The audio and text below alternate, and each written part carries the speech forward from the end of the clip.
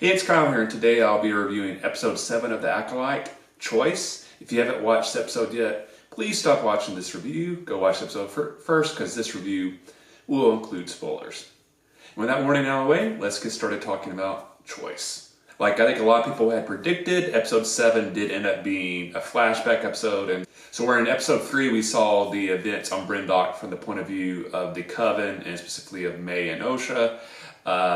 Episode 7, Choice, we see the point of view of the events on Bryndock from the Jedi.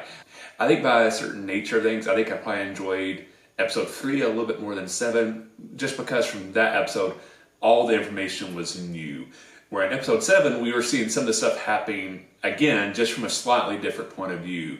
So it's still an interesting episode, but I think because some stuff you already knew how it was going to happen, you're just getting a slightly different camera angle. I think overall I kind of enjoyed episode 3 a little bit more than 7. But it was still very neat to see the viewpoint of the Jedi of what happened. And I think there was I had some misconceptions of what happened from the witch's point of view. Then once you see it from the Jedi, you're like, oh, that's interesting. So I think after episode 3, to me, it kind of came across like Indara was definitely the one that was the driving force between the Jedi wanting to intervene, wanting to take the twins, and definitely kind of being the antagonist in this matter. Whereas when we see the point of view of the Jedi, it's not Indara. Indara is the one who wants to, basically, after contact's made, is to kind of disengage, leave the Coven on their own. She doesn't think they're any threat, there's nothing they need to intervene with, just leave them alone and kind of get back to their mission that they were on Bryndock for. Where it's more Sol who wants to get involved. He's instantly developed this connection with Osha. He feels like she's in danger. I definitely can see his point of view from like the little bits and pieces he's seeing. It definitely seems like, something weird or fishy is going on. I think he definitely seems to suspect the witches are possibly going to sacrifice either both the twins or maybe just Osha. Especially since it seems like after he sees more stuff that maybe they're favoring May over Osha. Like May is marked and Osha is not. So I think he's a little worried that Osha's life is in danger. So from this episode we kind of see the intervention is really driven by Torben and Sol. Torben definitely becomes very fearful of the witches after his mind is kind of taken over by Anna Say. We see the vision that she gave him, and it is very bone-chilling, and I definitely can see why, after experience, why you would think like, these witches are up to no good, they're way too powerful, we need to do something. Where Indara and Kalnaka seem to more like, we need to, let's not mess with it, let's not push this thing forward, things are going to happen badly. I would say after watching this episode, I don't think the events that went down are one person's fault. Unlike May, who seems to think everything that happened was completely the Jedi's fault. I do not think that's the case. But on the reverse, I do not think, it's completely the Coven's fault or May's fault. I think it's a little bit of both. Sol and Torben definitely push the situation. When they try to intervene, when they try to, in their mind, rescue Osha, they dramatically up the tension. And definitely, take actions that kind of lead towards this conflict. At the same time, Corell, which I believe I'm pronouncing her name correct, I think is the witch on the other side, who's definitely the antagonist, that's definitely, fanning May's fears, and is definitely looking for more of a reason to fight. Where Anna Say definitely seems to be one of the peacemaker, and as she says in the episode, as we see, she's like, I was going to let Osha go. She seems definitely wanting to avoid conflict.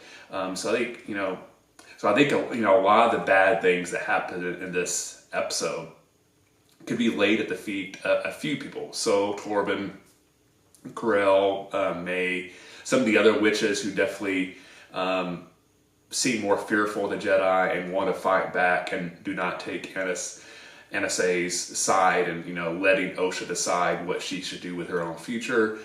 I think both sides have some blame to share in this.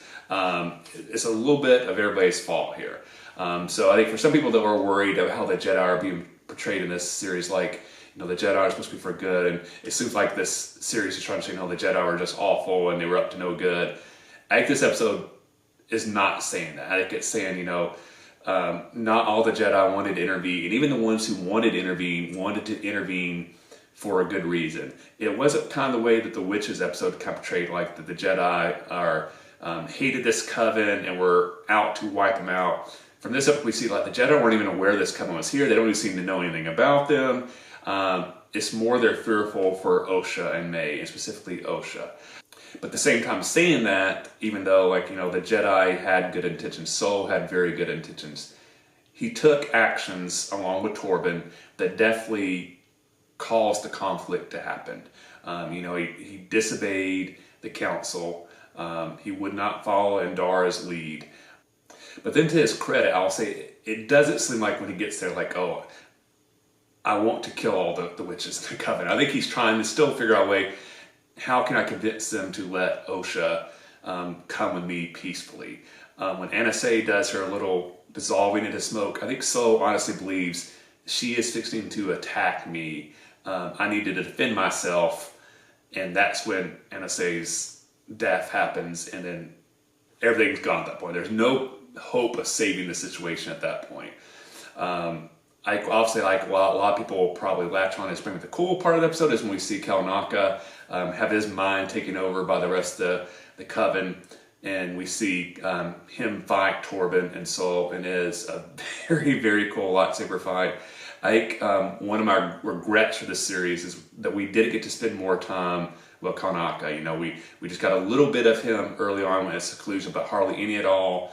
And in this episode with his lightsaber skills are really the first time we get to spend a lot of time with him.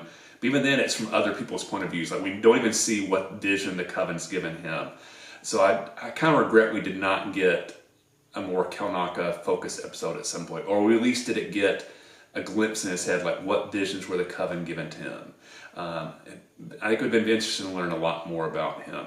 A couple things I'll say I'm confused about after this episode. And I think it was supposed to be kind of up in the air, so I don't think this is not necessarily a negative against the episode. It's just kind of curious about.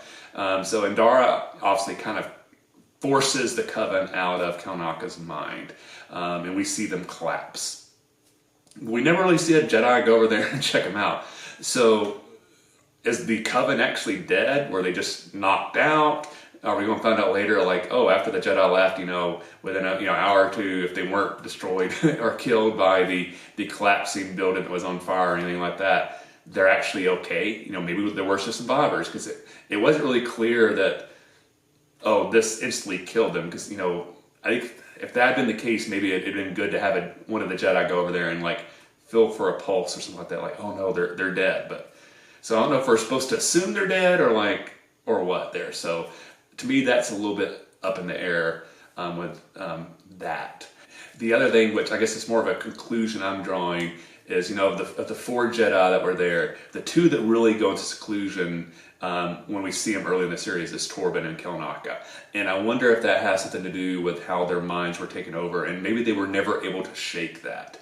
It kind of reminds me in the High Republic book series where the Jedi who came in contact with the Nameless, the visions that they got from that, it kind of stuck with them, and they had a hard time shaking them. It's almost like post-traumatic stress disorder. So I wonder if that's why Kalnaka and Torben were driven to basically go into isolation and try to get away from everybody. Where Endara and Sol are still, more active members of the Jedi Order, but their minds were never taken over. So I wonder if that's the reason that Torben and Kalnaka were driven to kind of separate themselves from the rest of the Jedi.